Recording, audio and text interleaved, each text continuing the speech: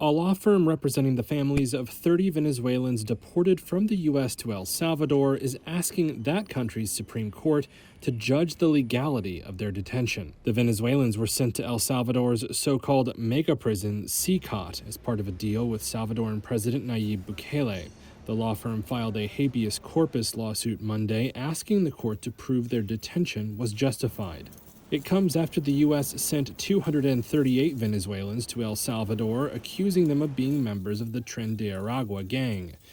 On Monday, lawyer Jamie Ortega told reporters outside the court that while they are only representing 30 of the Venezuelans, they'd request habeas corpus for all of them.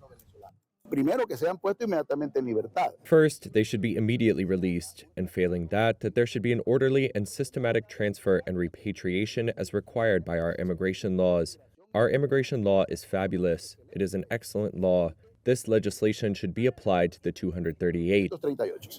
Ortega said that his firm had been asked to represent the migrants by Venezuela's government as well as family members. On Tuesday, the migrants' relatives marched for their release in Venezuela's capital, Caracas. This woman says her detained grandson was deceived, telling her before his flight that he was going to Venezuela, not El Salvador. In the U.S., the case has emerged as a major test of U.S. President Donald Trump's sweeping assertion of executive power.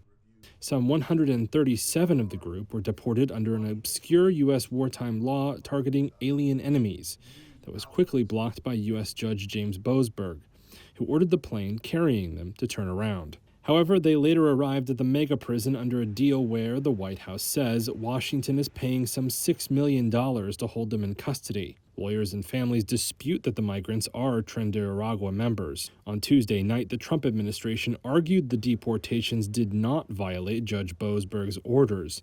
They again said the flights had left U.S. airspace by the time he issued a written order and so had not been required to return. They also invoked a state secret privilege, saying the judge's inquiry was judicial overreach.